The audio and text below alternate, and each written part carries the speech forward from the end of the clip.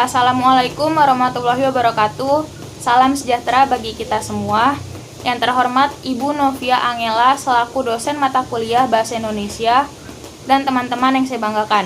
Perkenalkan, nama saya Marisa Zahra dari jurusan Manajemen, mahasiswa Universitas Esa Unggul Kampus Kebon Jeruk dengan nomor induk mahasiswa 2021 0101 100. Dan kali ini saya akan membawakan sebuah materi dengan topik keterampilan menyimak. Sebelumnya, di sini saya ingin membahas terlebih dahulu mengenai pengertian atau hakikat menyimak itu sendiri. Terdapat 3 ahli yang memberikan pendapatnya mengenai menyimak. Yang pertama ada Tarigan. Tarigan berpendapat bahwa menyimak adalah suatu proses kegiatan mendengarkan lambang-lambang lisan dengan penuh perhatian, pemahaman, apresiasi, serta interpretasi untuk mendapatkan informasi, memperoleh isi atau pesan, serta apresiasi untuk mendapatkan suatu makna komunikasi yang dilakukan oleh pembicara melalui bahasa ujaran atau lambang lisan. Yang kedua, Russell. Russell memberikan pendapatnya mengenai menyimak tersebut. Menyimak menurut Russell adalah proses besar mendengarkan, mengenal, dan menginterpretasikan lambang-lambang lisan. Menyimak juga bermakna sebagai proses pengenalan dengan penuh pemahaman, penuh perhatian, serta interpretasi terhadap lambang-lambang lisan tersebut. Menurut Ahmadiyah, menyimak ialah suatu proses yang mencakup kegiatan mendengarkan bunyi bahasa serta mengidentifikasi, menginterpretasikan, dan mereaksi atas makna yang terkandung di dalamnya. Jadi, dapat disimpulkan bahwa menyimak adalah proses dari kegiatan untuk menginterpretasikan dan mendengarkan lambang-lambang bahasa lisan dengan penuh pemahaman sehingga dapat memahami dan dapat menganalisa informasi yang disampaikan baik melalui teks atau tulisan atau hal-hal yang disampaikan oleh sang pembicara. Kali ini saya akan membahas mengenai faktor-faktor dalam kegiatan menyimak. Yang pertama ini ada kondisi fisik, yang dimana kondisi fisik penyimak merupakan faktor penting dalam menentukan keefektifan serta kualitas menyimak. Selain itu, kesehatan dan kesejahteraan fisik penyimak merupakan modal utama yang turut berperan dalam kegiatan menyimak. Yang kedua, terdapat faktor psikologis, yang dimana faktor psikologis ini mempunyai 2 pengaruh bagi penyimak. Yang pertama ini faktor psikologis positif yang dapat memberikan pengaruh baik bagi penyimak, dan yang kedua ini faktor psikologis negatif yang dapat memberikan pengaruh buruk bagi penyimak. Yang ketiga ini ada faktor pengalaman, yang dimana kurangnya minat merupakan akibat dari pengalaman yang kurang atau tidak sama sekali memiliki pengalaman dalam bidang yang disimak.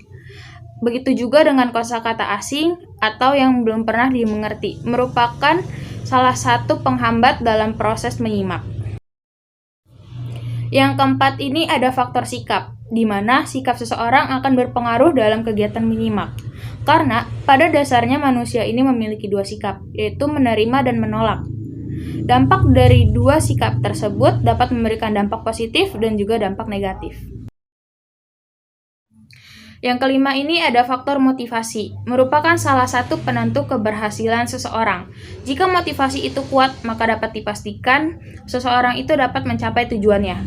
Motivasi juga berkaitan dengan pribadi dan personalitas seseorang.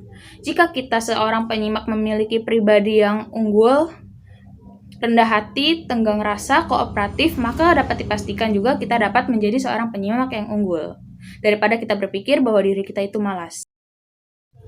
Yang keenam ini ada faktor jenis kelamin. Julian Silverman menemukan fakta-fakta bahwa gaya menyimak antara pria dan wanita itu sangat berbeda.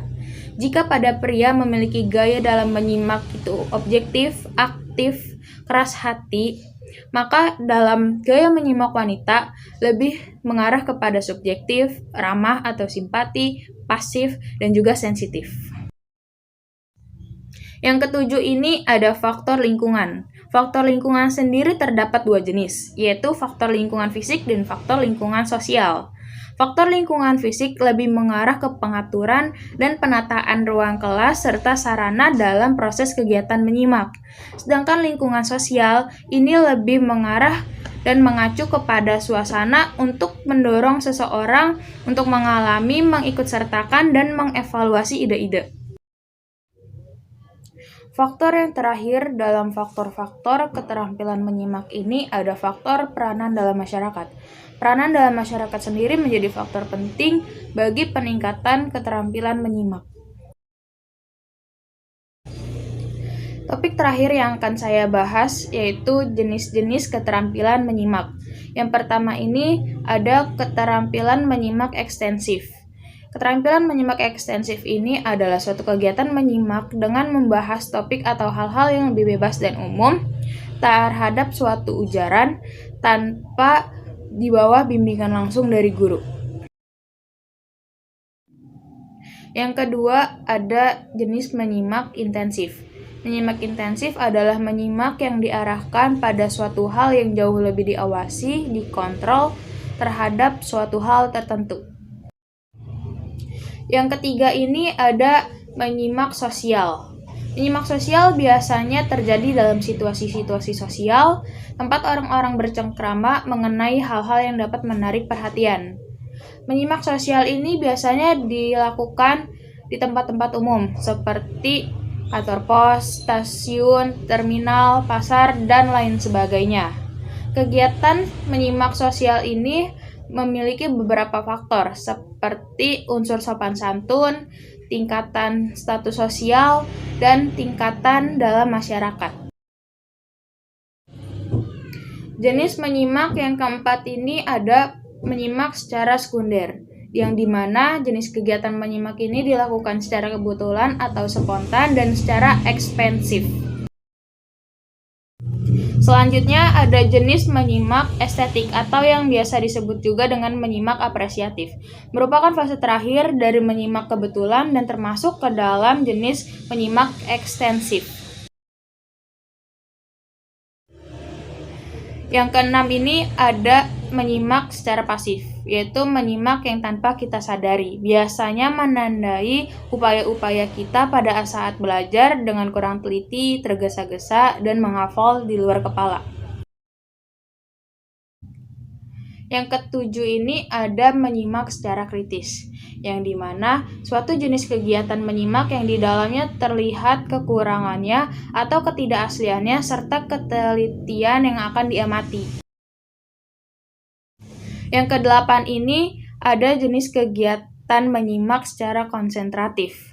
Kegiatan-kegiatan yang tercakup dalam menyimak konsentratif ini antara lain yaitu menyimak petunjuk-petunjuk serta menyimak urutan-urutan ide, fakta-fakta menarik, sebab akibat, serta mencari gagasan utama dari bahan atau materi yang disimak. Yang kesembilan, menyimak kreatif. Menyimak kreatif adalah jenis menyimak yang mengakibatkan dalam pembentukan atau rekonstruksi seseorang secara imajinatif. Selanjutnya ada menyimak interogatif. Menyimak interogatif ini lebih banyak menuntut konsentrasi dan seleksi, pemusatan perhatian dan pemilihan, karena si penyimak harus memberikan pertanyaan-pertanyaan.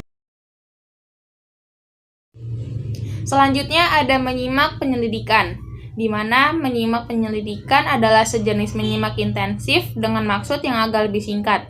Dalam kegiatan menyimak seperti ini, si penyimak menyiagakan perhatiannya untuk memperoleh hal-hal baru atau informasi-informasi menarik dalam suatu topik.